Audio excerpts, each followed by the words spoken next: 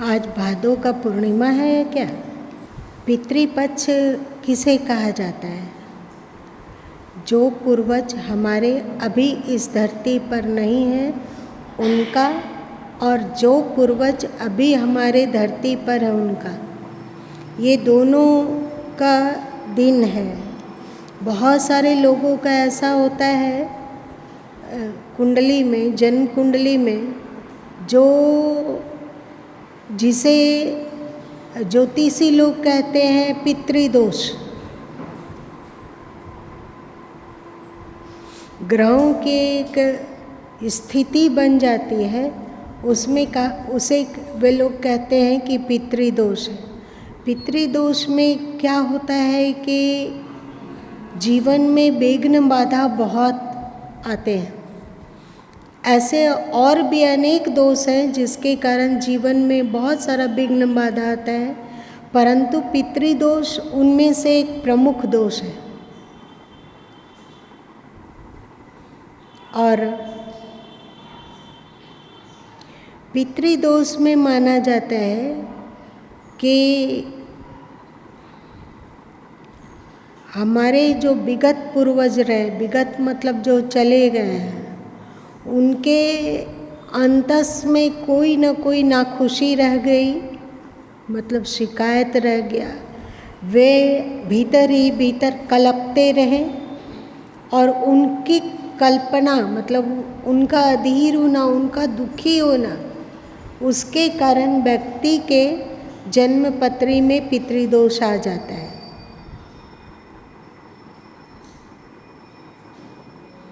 और दूसरे लोग जिनके कुंडली में काल सर्प दोष रहता है, वो भी बताता है कि ये पितृदोष है।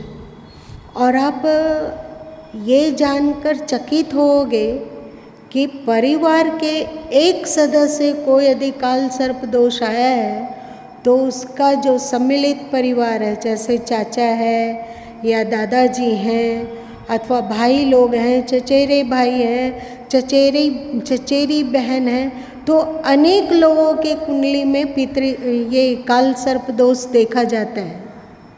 क्या आप लोगों को इसका अनुभव है?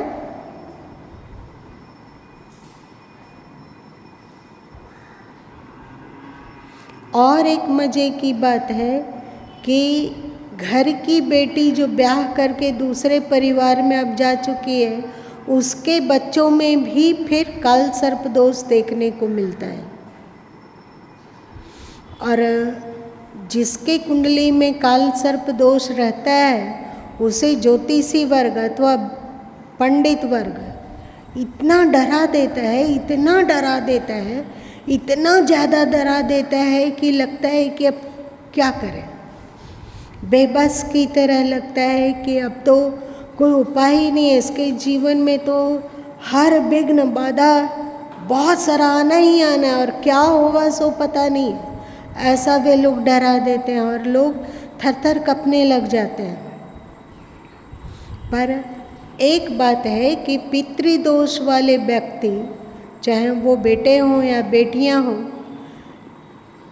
अपने जीवन में सद्कर्म को भी एक्सेप्ट करते हैं। अच्छे कर्म करना, अच्छा आचरण करना, सोच सोच कर अच्छा वचन लाना मुख में, अथवा अच्छा विचार रखने से काल सर्प दोष भी लाभकारी हो जाता है। फिर अलग से कोई भी पूजा पाठ एम तेम इत्यादि इत्यादि की बहुत अधिक आवश्यकता नहीं होती है। पर सभी बच्चे अच्छे कर्म ही करें, ये कठिन है। आप लोग को लगता है कि आप अपने बच्चों को अच्छे कर्म करने की प्रेरणा भली भांति दे सकोगे? तो जिसके परिवार में किसी को भी काल सर्प दोष है अथवा पितृदोष है, ये दो चीज़ें ऐसी हैं जिसे ज्योतिषी बहुत भयानक तरीके से वर्णन करते हैं, जो कि डरावना होता है। ऐसे में यथासद जो सोचते हैं कि 15 दिन करने में असुविधा है, कुछ कम समय के लिए करें, तो वे 5 दिन के लिए, 7 दिन के लिए भी कर सकते हैं।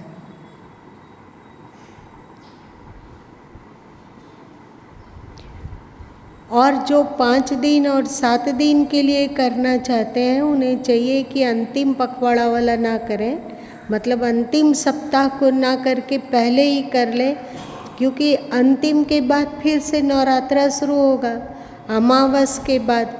तो लगातार बहुत दिन तक व्रत करने का बहुत सारे लोगों का हौसला नहीं हो पाता है, ऐसा होता है ना।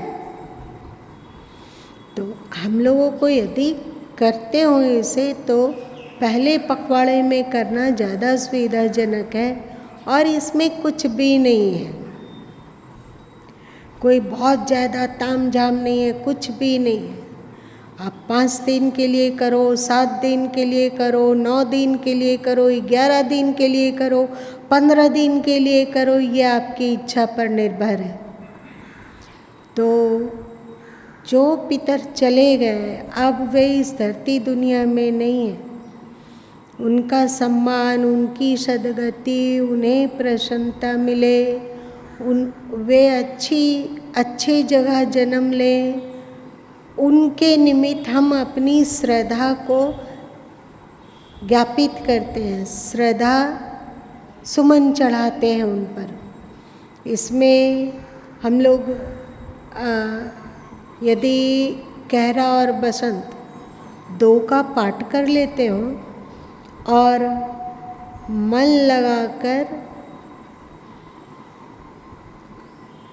सुमिरन कर लेते हो, ज़्यादा नहीं तो 1100 कम से कम 1100 जाप किया, सुमिरन किया, कुछ द्रव्य प्रतिदिन निकाला पूजा के समय ही, और हाथ में तिल और जल लेकर संकल्प किया कि हे ईश्वर, हे सद्गुरु सत्ता, हे ऋषि सत्ता, हे हमारे पूर्वज, जो भी भूल चूक हुई हो उसे क्षमा करें, और आपकी कृपा और करुणा हम सपरिवार पर बरसता रहे, हम सुखी रहे, और साथ साथ आज का जो भी सद्कार्य है, जो भी सुमिरन है, जो भी पाठ है, उसे हम आपके कल्याणार्थ समर्पित कर रहे हैं। इसके द्वारा आपकी सद्गति हो, आप श्रेष्ठ स्थान पे जाओ और आपका जन्म अच्छे घर में हो, ऐसी प्रार्थना करते हैं। हाथ में लीजिए और फिर उस जल को किसी में रख दीजिए। जल और तिल, सफ़ेद तिल नहीं, काला तिल। और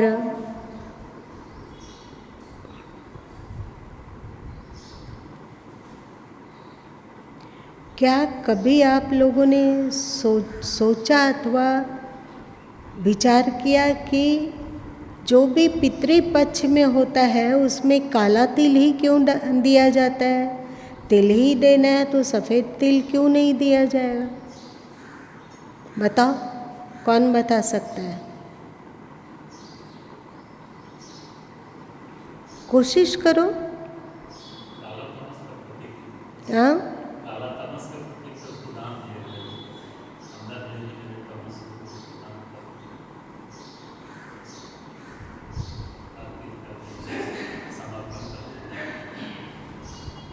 अच्छी बात है, अच्छा कहा।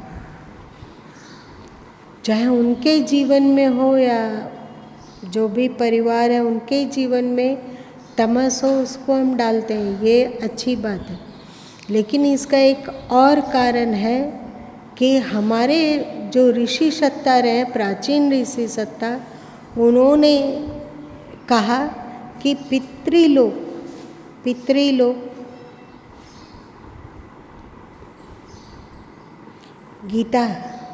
गीता के संभवतः 8वें अध्याय में अर्ची मार्ग और चंद्र मार्ग और सूर्य मार्ग 2 बतलाया गया है। तो हमारे पूर्वज लोगों ने कहा कि पितृलोक जहाँ है वो अर्ची मार्ग में नहीं है, प्रत्युत चंद्र मार्ग में है, मतलब अंधकार मार्ग में है।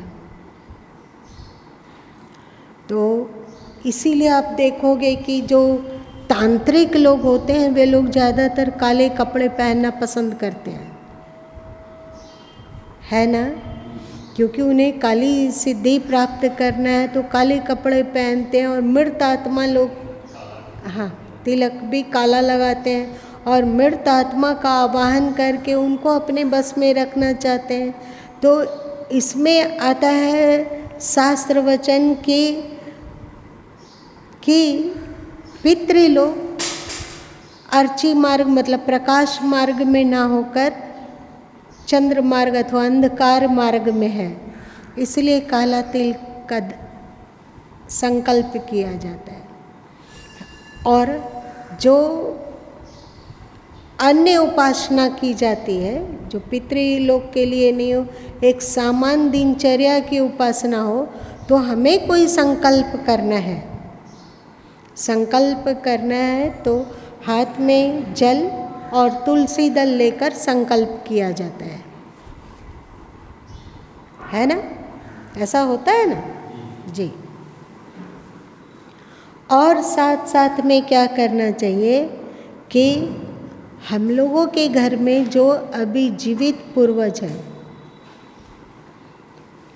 जो भी हो, चाहे माता हो, पिता हो, अथवा दादाजी हो, अथवा और कोई बड़े लोग हों, दादी हो, अथवा चाचा चाची हो, अथवा पड़ोस के लोग हों, अथवा और कोई हो, तो कोशिश करना चाहिए कि वृद्धजनों का हम सम्मान करें। पूरी कोशिश हो कि उन्हें हम कभी भी किसी भी हालत में कड़वा ना बोलें।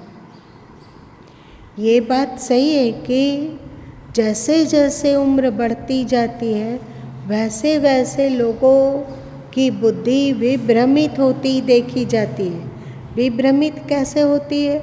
आप लोग क्या किसी ने वृद्ध का सामना किया है तो उनमें क्या क्या स्वभाव में आ जाता है, सो कोई बता सकेंगे?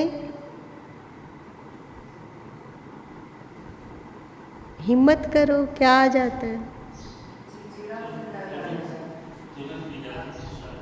तुनक मिजाजी। क्या होता है? हाँ, बीता हुआ बात बहुत याद आती है। अच्छा, वह बीबा बहादुर है। आपको कभी सामना किए हो क्या इसका? अच्छा, और खाना बार बार मांगते हैं, और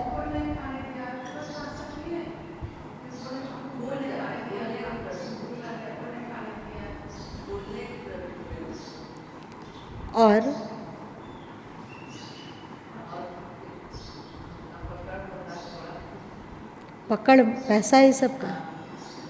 अच्छा अच्छा, वृद्धावस्था में पैसे की पकड़ बढ़ जाती है। अरे यहाँ बहुत सारे सीनियर सिटीजन हो, आप अपना दिले बयां कर सकते हैं क्या? ये सच है?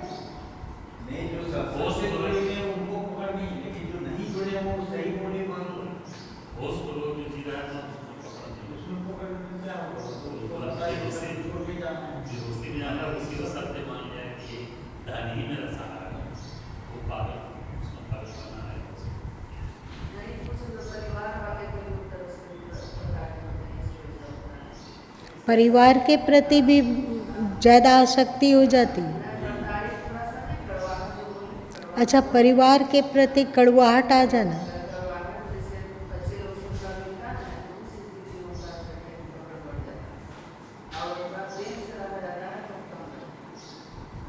और क्या रहता है?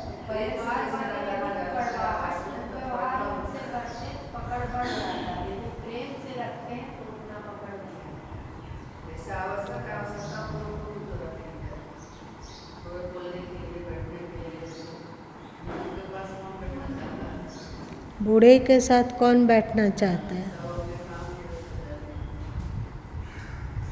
मतलब यदि हम लोग जिंदा रहते हो तो इस डरावने बुढ़ापा में जा सकते हैं, है ना? खैर जाने दीजिए।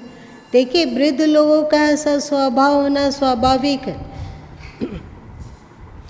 इस समय जो यंग लोग हैं उनकी परीक्षा है, क्योंकि वे ऐसे ऐसे बेतुके बात बोल देते हैं जो हृदय को एकदम छलनी कर देता है। ऐसा वे हरकत करते हैं कि परिवार वाले परेशान हो जाते हैं।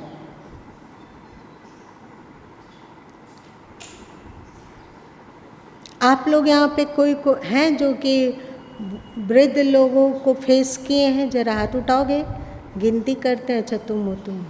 अच्छा अच्छा, ऊपर। अच्छा, आप बताइए किशोर जी, क्या आपने अनुभव किया?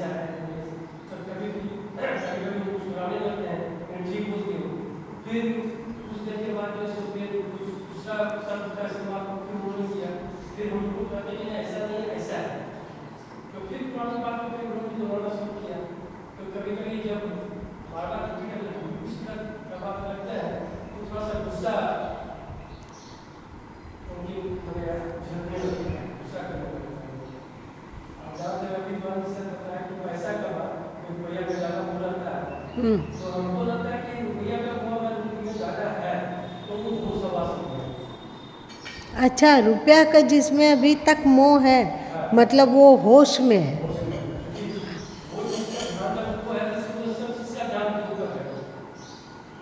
अच्छा, ये तो बहुत बड़ा सूत्र है।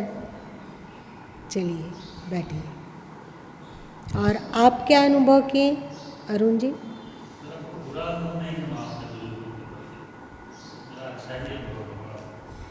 यहाँ बताइए।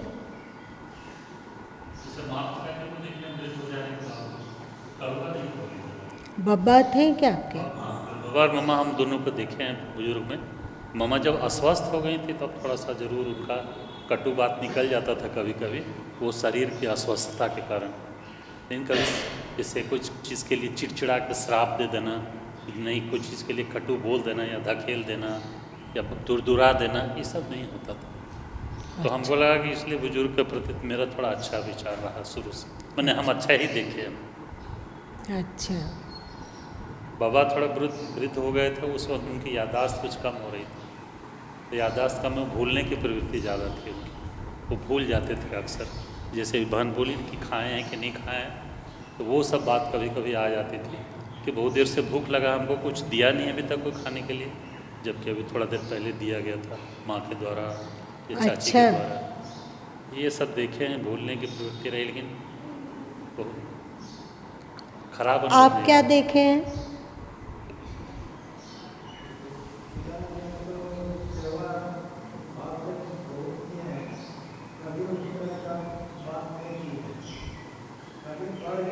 खाना धोना सब कर देते थे। और हमारे यहाँ भी, हमने यहाँ जो अलग बनता था, तो हमरे यहाँ भी खाना खाते थे, दूसरे भाई के यहाँ नहीं खाना खाते थे।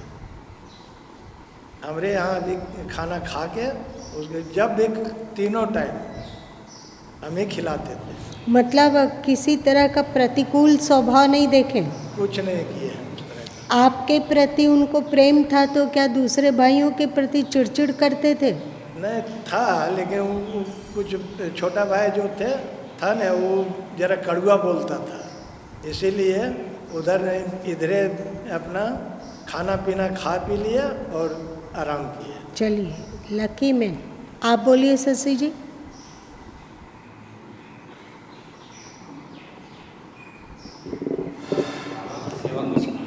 क्या हुआ? बाबा का सेवा कुछ किए हैं। अच्छा, तो जैसे वो जब थे बूढ़े हो गए थे तो माँ बताती थी कि छत पर मत जाइए, लेकिन वो बराबर छत पर चले जाते थे, जिसके चलते वो गिर गई तो कमर टूट गया। हम लोग इलाज करवाए लेकिन कहीं कमर ठीक नहीं हुआ, तो वो घुसक के चलने लगे थे।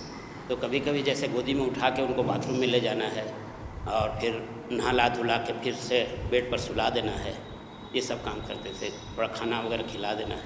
तो उनका चिड़चिड़ा स्वभाव चिड़चिड़ापन कभी नहीं रहा? नहीं रहा, शांत थे? शांत रहते थे। वाह, बैठ जाइए। आपको भी अनुभव है क्या? क्या अनुभव?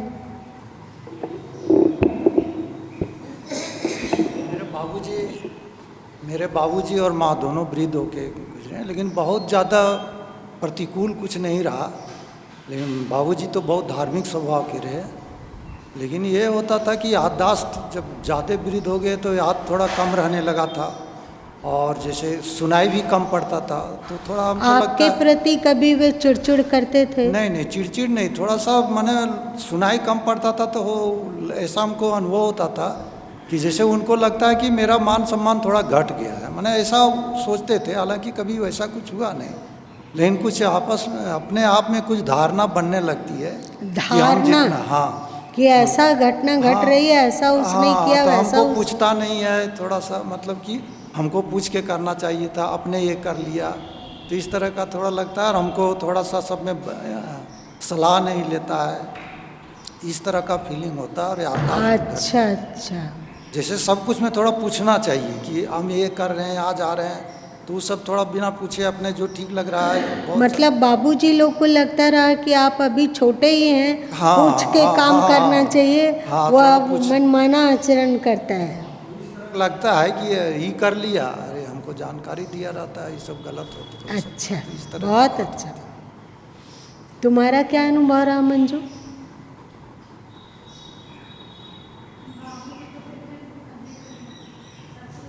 ससुर जी को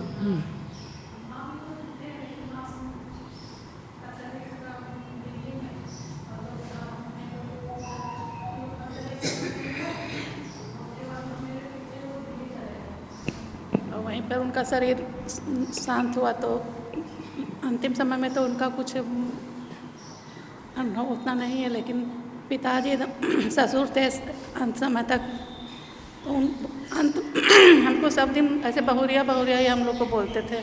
अंत में उनका याददाश्त से सब कमज़ोर हो गया, वर्तमान वाला भूल गए, पिछला उनको बहुत याद था, अपना भाई भतीजा भतीजी उन लोग का याद था।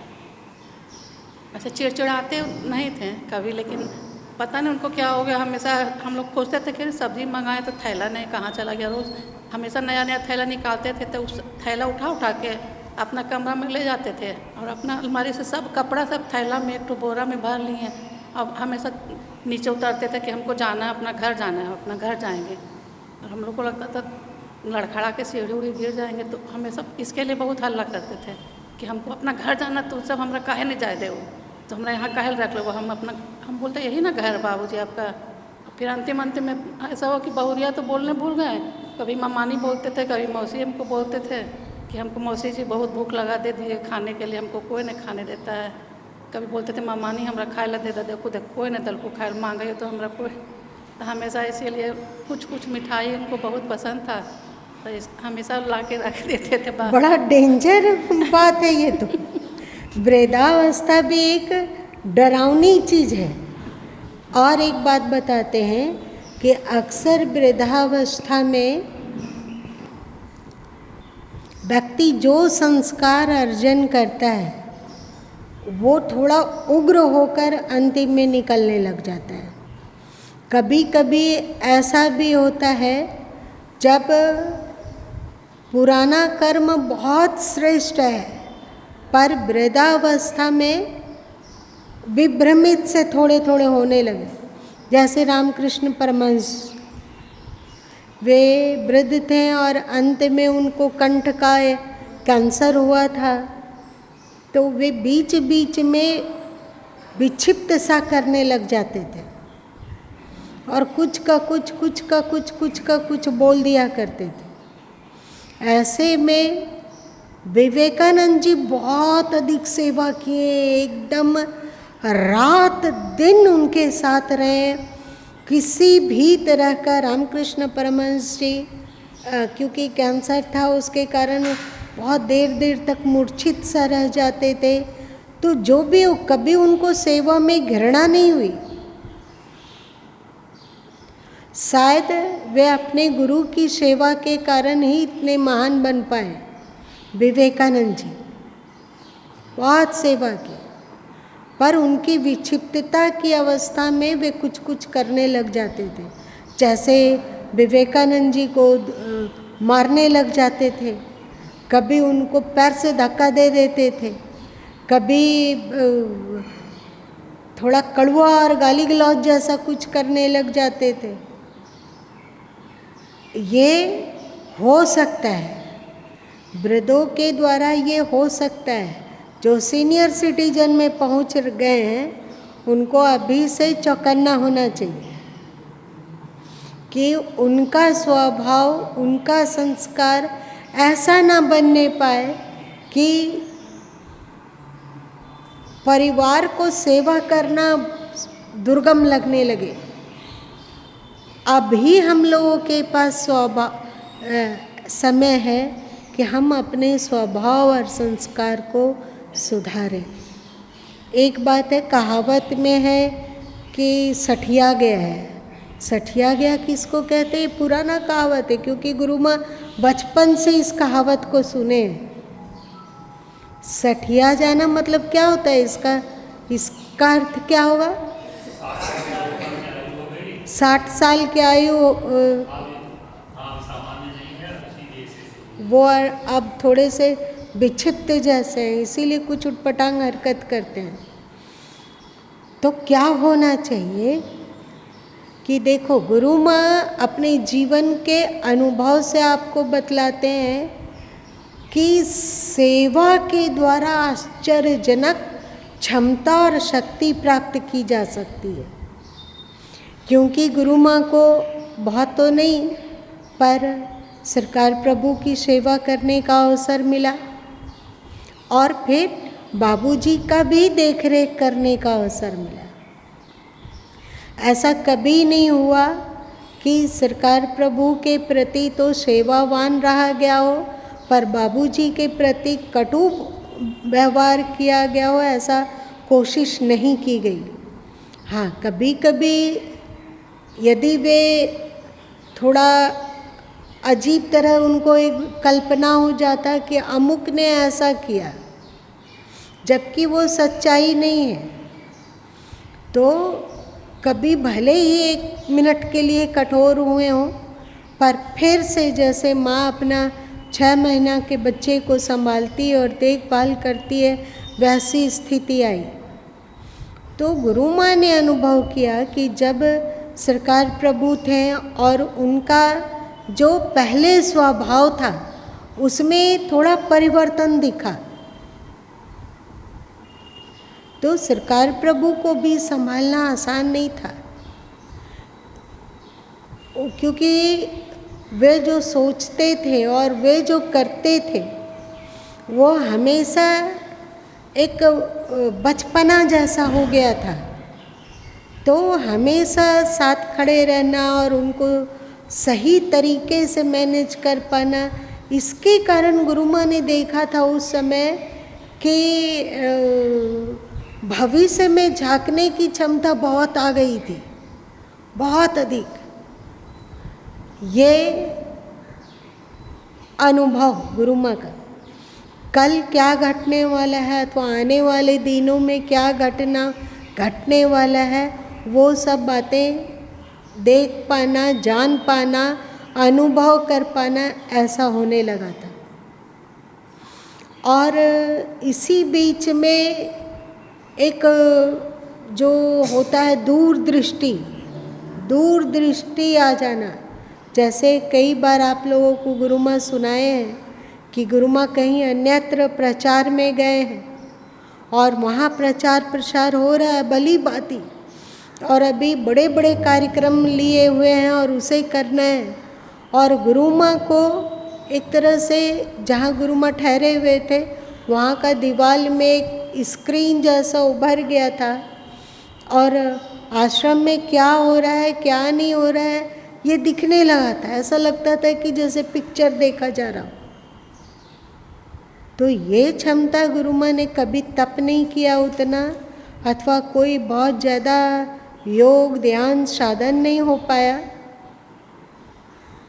लेकिन ये क्षमता आई। कहाँ से आई? बस सेवा, सद्गुरु की सेवा और जो कर्तव्य है जिन उसे भली भांति पालन करना, इसके कारण। और एक बात होता था कि अभी इस तरह का कोई स्वप्न वगैरह नहीं आता, पर उस समय बहुत स्वप्न देखा जाता था और उसमें क्या हाल फिलहाल होने वाला है, प्रमुख घटना वो दिख जाती थी और उसके कारण गुरु माँ को बहुत परेशानी होती थी। क्योंकि देखिए, जो घटना घटने वाली है सो तो घटेगी ही, क्योंकि कर्म गति टारे नाही टरे।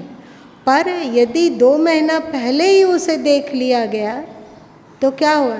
एक तो जब घटना घटती तो परेशान हुआ जाता, वो बात समझ में आती है, पर 2 महीना पहले दिख गई कि ये चीज़ होने वाला है और उसको गुरु माँ बदलने की बहुत कोशिश करते थे, पर कठिन था, बदलना मुश्किल होता था। पर एक कोई क्षमता थी जो कि सूचना देती थी कि ये घटना आने वाली, तो 2 महीना पहले से ही परेशानी आ जाती। एक तो संघर्ष होता कि उस घटना को घटने ना दिया जाए, यदि प्रतिकूल घटना है तो उसको घटने ना दिया जाए, इसके लिए कोशिश होता। और इधर चिंता कि यदि घटना घटेगी तो क्या होगा, तो 2 महीना पहले से ही परेशानी हो जाती थी। कभी कभी तो दूर दूर का भी दिखने लग जाता था। ये सब होता था सेवा के द्वारा। इसीलिए गुरु माँ जो सेवा की चर्चा करते हैं और उसको अभी आप लोग ब्लड डोनेशन में सुने कि सबरी को श्री राम क्यों ज़्यादा महत्व दिए। ऋषि मुनि वहाँ तो थे दंडकारण्य में, लेकिन उन लोगों की तुलना में सबरी को महत्व क्यों दिए? आप लोगों ने सुना था ना, सेवा के कारण। तो यदि किसी के घर में सौभाग्यवश कोई वृद्ध हो, समझो कि वे बहुत पुण्यशाली हैं। हमें लगता है कि एक जन्म तपस्या किया जाए उससे जितनी ऊर्जा उत्पन्न होगी, एक जन्म पूरा का पूरा तपस्या में लगा दिया जाए, उसमें जितनी ऊर्जा अथवा क्षमता का विकास होगा, उसकी तुलना में कुछ दिन घर में जो भी वृद्ध हो उनकी सेवा करने पर उससे अधिक तप की ऊर्जा उत्पन्न हो जाती है। ये गुरु माँ कोई शास्त्र की बात नहीं कह रहे हैं, कोई शास्त्रों में भी ऐसा है, पर ये जो गुरु माँ कह रहे हैं अपने अनुभव से कह रहे हैं, अपने अनुभव से कहते हैं कि यदि किसी को वृद्ध की सेवा करने का अवसर मिला, बहुत भाग्य है। आज के समय में परिवार में वृद्ध रहते कहाँ हैं? सबका शीघ्र ही मृत्यु हो जाती है, दुनिया से को छोड़ के चले जाते हैं। यदि आपको ये सौभाग्य है कि अभी आपके घर में कोई वृद्ध है, तो आप उनकी बातों को सुनकर झुंझलाइए मत, क्योंकि स्वाभाविक ही है कि उनकी बुद्धि थोड़ी विभ्रमित हो सकती है। करना चाहिए कुछ, करते हैं वे कुछ, बोलना चाहिए कुछ, बोलते हैं कुछ, सोचना चाहिए कुछ, सोचते हैं कुछ। तो इस समय याद रखना कि जब आप बच्चे थे तो आपके अनेक भूलों को अनदेखा कर कर माँ बाप ने आपसे प्यार किया है कि नहीं? है ना? आज वे फिर से बच्चे हो गए हैं। आज जो आपके माँ बाप रहे वे फिर से बच्चे हो गए, तो आप उनके भूलों को नज़रअंदाज कर दो। क्षमा कर दो। उनके भूलों को पकड़कर अपने दिल दिमाग में कड़वाहट मत लाओ, अनदेखा करो और उन पर अपना प्रेम और अपनापन लुटाते रहो। आप करके देखो, आप में लगेगा कि कोई ऊर्जा अंदर में उत्पन्न हो रही है, कोई ऊर्जा है जो कि बढ़ रही है। और एक बात है कि वृद्ध लोग की सेवा का अवसर बहुत पुण्यशाली लोग ही प्राप्त करते हैं, सबके किस्मत में ये नहीं है। तो ये पितृपक्ष है भाई। तो इस समय यदि हम इसको अपना पाते हो कि हमारे घर में जो वृद्ध हैं उनके प्रति सेवा भाव, कोशिश कीजिए कि उनसे कड़वा बोलने का अवसर ना मिले, उन्हें कड़वा ना बोले। हरकत अजीब हो सकती है, और जो सीनियर सिटीजन हैं उन लोगों को चाहिए कि वे कोशिश करें कि अपने स्वभाव को कंट्रोल किया जाए, अपनी सोच को कंट्रोल किया जाए, और साथ साथ में अपने वचन से, कर्म से, आचरण से परिवार वालों को कष्ट ना हो, इसका प्रयत्न किया जाए। समझ में आ रही है?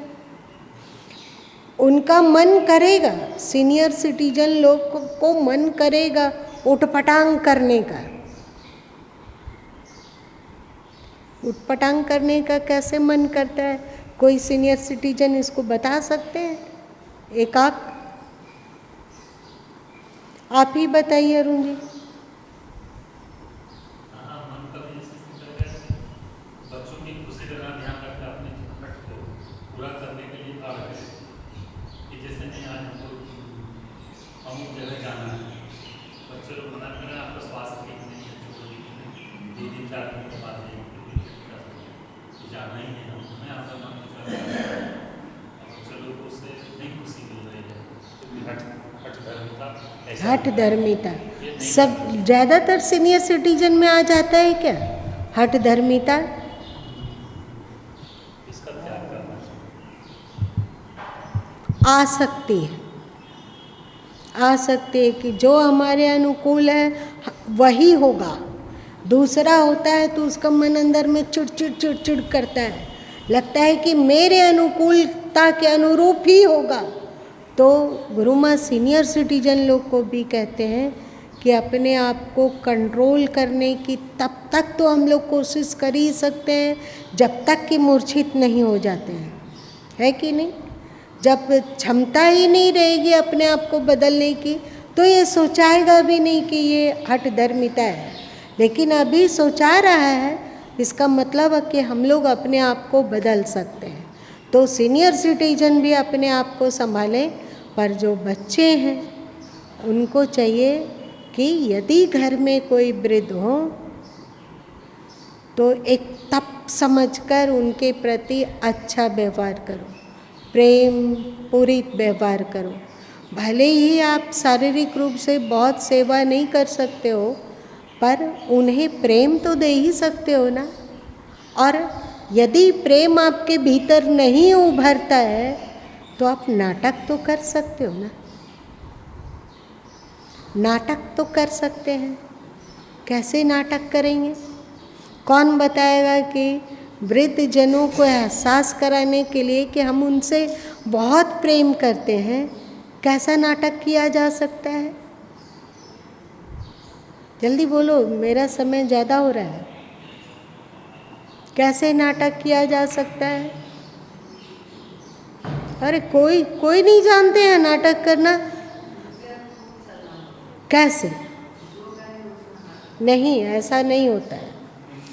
करेंगे तो वही जो उनके हित में होगा। ऐसा नहीं करना चाहिए कि हम उनका अहित हो वैसा करें। प्रेम पूर्ण व्यवहार में तो मान लीजिए कि कोई शुगर पेशेंट है, वो बोलेगा कि हमारे लिए लड्डू ला दो, तो लड्डू तो ला के देंगे नहीं। जो उनका हित होगा वही किया जाएगा, पर प्रेम दिखलाना। जैसे अब मान लिया जाए कि किशोर जी हैं, तो अभी इनके बाबूजी बीमार पड़े हैं, माँ भी अब थोड़ी अजीब सोच की हो गई है। वे यदि अपने बाबूजी के पास जाते हों और वे कुछ उटपट करते हों, कुछ नहीं करिए। यदि वे अपने पिताजी के सिर पे प्रेम से 2-4 हाथ फेराइए, जैसे कि आप अपना प्रेम उनको दे रहे हैं, ये अजीब है। ये इतने मात्र से इतना उन लोगों के दिमाग से आशीर्वाद उपजने लग जाता है कि उस आशीर्वाद का और छोर नहीं दिखता है। क्या कभी किसी ने अनुभव किया? क्या तुम की हो?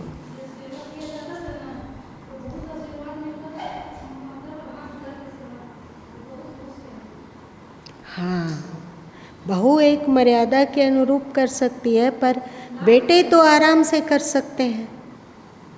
अपने पिता या जो भी वृद्ध है, बाबा हो, दादा हो, या जिनका सेवा करने का अवसर मिल रहा है, उसके प्रति ये पितृपक्ष का एक कीमती ट्रिक है। जो भी हैं, जैसे भी हो, जो कुछ बोल रहे हो, लेकिन अंदर में खिजलाहट नहीं। याद रखिए कि हम लोग जब बच्चे थे तो हम लोग भी उठपटांग हरकत करते थे और माँ बाप लोग सहते थे। सही कि गलत? सही ना? तो आज माँ बाप उठपटांग हरकत करते हैं तो हम उनको सह लेते हैं।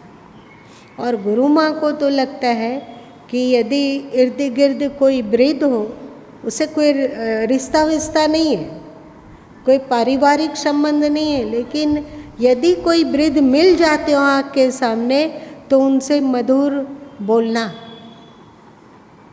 थोड़ा रिस्पेक्ट से बात करना, उनका सम्मान देना। आप ट्रेन में जा रहे हो, बस में जा रहे हो, कोई बूढ़े अथवा वृद्धा माई खड़ी है तो उसको बैठने का सीट नहीं मिल रहा है, आप उठ के खड़े हो जाते हो और कहते हो कि दादाजी आप यहाँ बैठिए, माँ आप यहाँ बैठिए।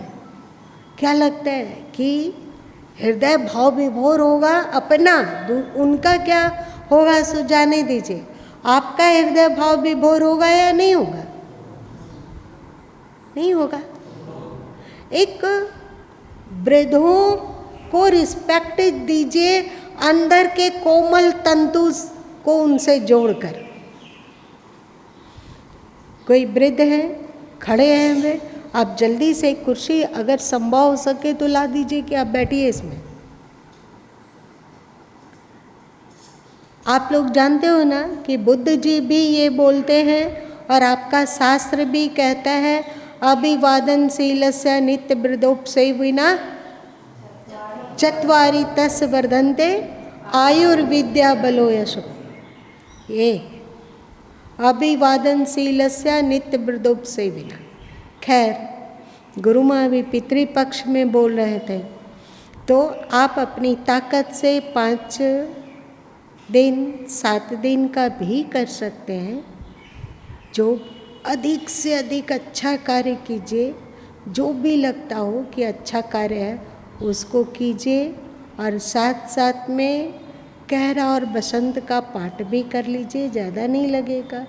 फिर अपने हाथ में जल और काला तिल लेके समर्पित कीजिए कि आज का जो भी दान अथवा सद्कार्य अथवा श्रेष्ठ कार्य अथवा अध्यात्म, सब कुछ आपके कल्याणार्थ हम समर्पित करते हैं।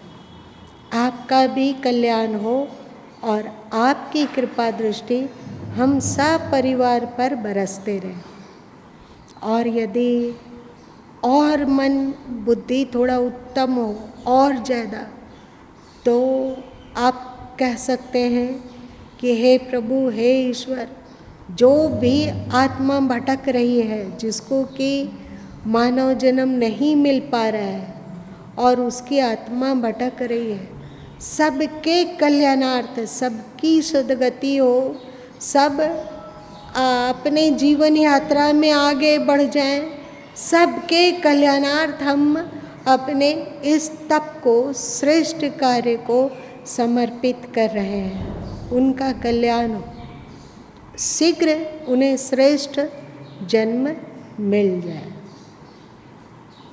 समर्पण कर दीजिए। आप अपनी ताकत से जो द्रव्य प्रतिदिन निकालिए और फिर अंत में आप अमावस के दिन अथवा पहले भी अन्नदान कर लीजिए। जीवित जो भी पूर्वज हैं उनके प्रति श्रेष्ठ भाव और सेवा भाव रखिए।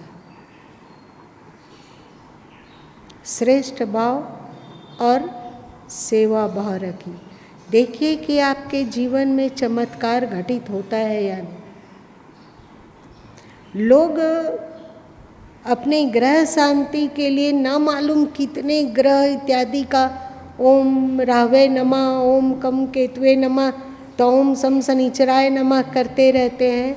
ये सब कुछ हो सकता है कि सत्य ना हो, कि वो अनुकूल होंगे। ये जाप, उस ग्रह का जाप, उस ग्रह का जाप।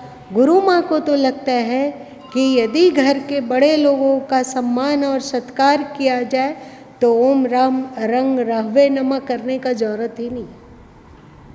वो अंधविश्वास हो सकता है, ये अंधविश्वास बिल्कुल नहीं है।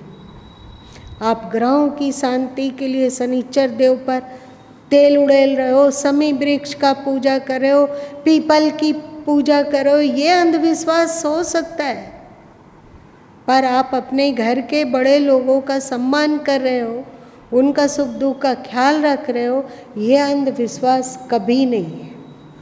ग्रहों का आशीर्वाद मिलेगा कि नहीं ये पता नहीं है, पर आप अपने घर के बड़ों का सम्मान और आदर करते हो तो उससे उनका आशीर्वाद जरूर मिलेगा। ग्रहों की पूजा से आपके जीवन में अनुकूलता आए या ना आए, पर घर के बड़े लोगों का सम्मान करने से आपका पाप जरूर कटेगा और अनुकूलता आएगी ही आएगी। ये गुरु माँ डंके की चोट से कह सकते हैं, क्योंकि गुरु माँ को इसका अनुभव है।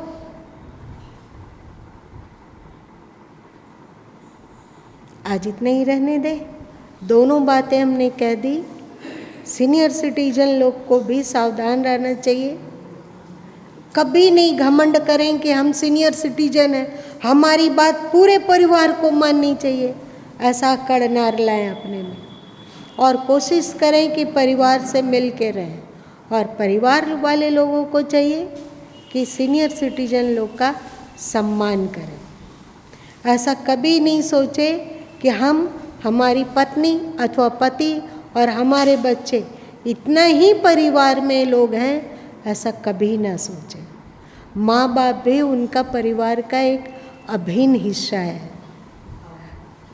है ना? आप लोग मेरी बातों से सहमत नहीं हो क्या? सभी को सहमत होना चाहिए। क्या? अपनी ताकत से। एकदम अच्छी बात है, यदि आप कर सकते हो। आप तो व्रत करने में माहिर हैं, मज़े से आप कर सकते हैं और ये बहुत अच्छा है। कोई पाप तो है नहीं।